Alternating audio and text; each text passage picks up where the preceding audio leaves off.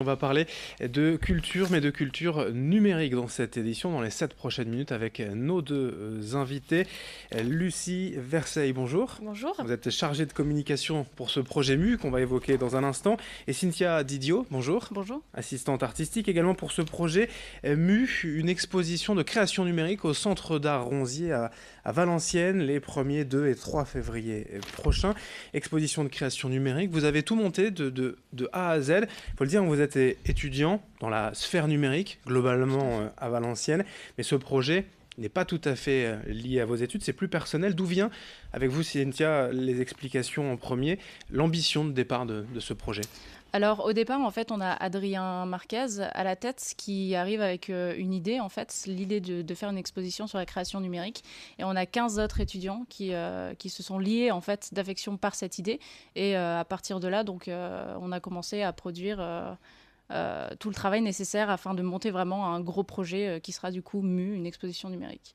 L'exposition de création numérique, la MU, c'est évidemment un changement de peau, un changement d'air. C'est ça aussi que vous voulez évoquer, ce passage, même si ça fait déjà quelques dizaines d'années quand même, le passage à l'ère numérique et les surprises que nous réserve ce numérique pour l'avenir? Oui, c'est un peu l'idée en fait. La mue, on est parti de la mue du papillon en fait, qui représente toute la mutation du papillon depuis la chenille jusqu'au papillon. Et pour représenter en fait une mutation de la société au travers de ces nouvelles technologies et de tous les réseaux et les médias qui sont actuellement présents.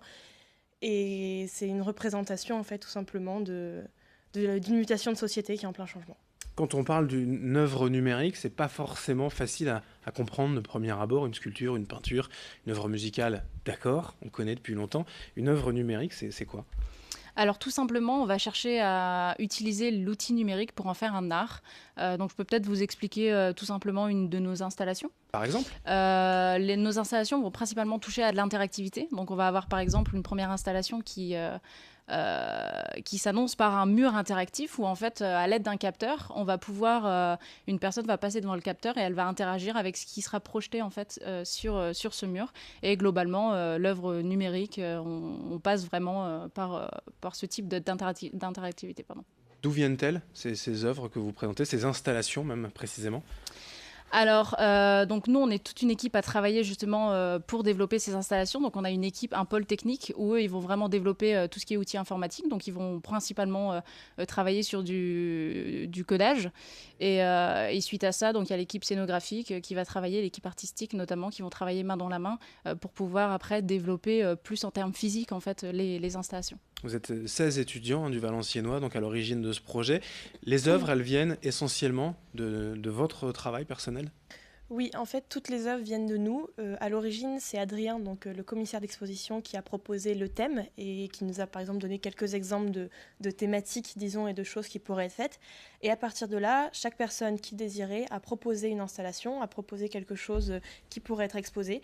Et on est parti de ces idées, on les a développées, on les a travaillées pour avoir des installations à la fin.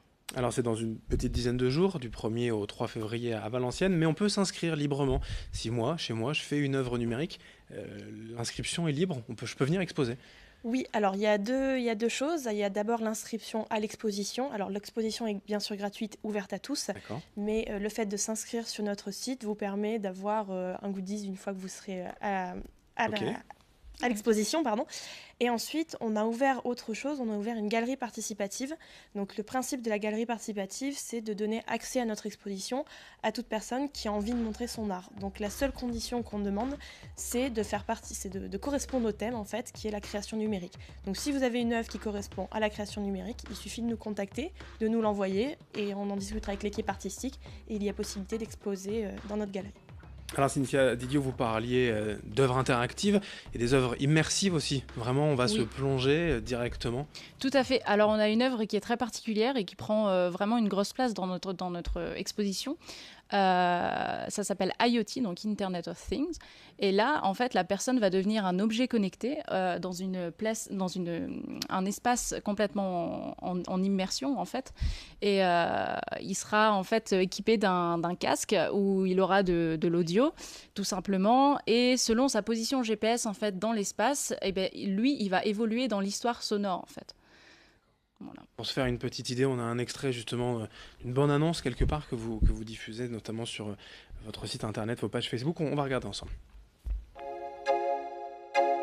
On parle du changement sociétal d'une époque vers une autre société qui est quand même axée sur une interconnexion de plus en plus forte. En fait, moi, ce que je veux faire passer, c'est plutôt qu'il ne faut pas avoir peur de l'informatique et du code en général. C'est très simple, en fait, on peut faire de très belles choses et c'est très intuitif, en fait.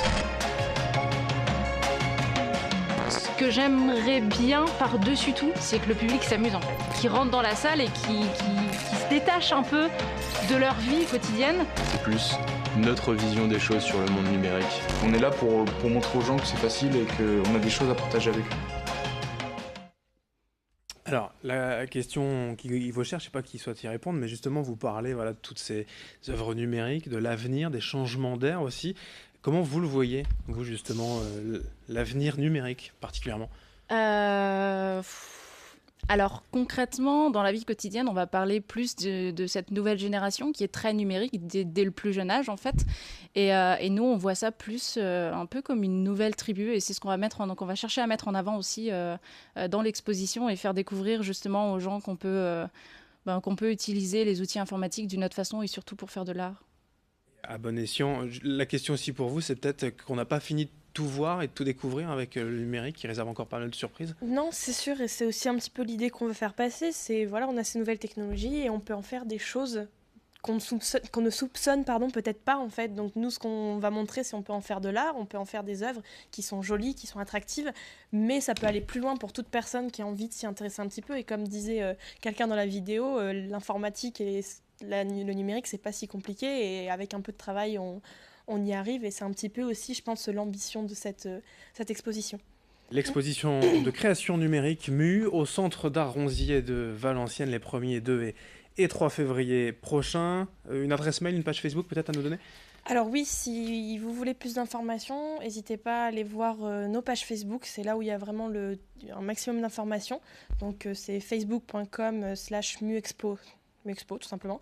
Notre site internet où il y a aussi toutes les informations, www.mu-expo.com. C'est noté. Et l'adresse contact pour nous contacter pour n'importe quelle raison, pour tout ce que vous voulez. Et sur le site internet, voilà, qui est sur le site internet également.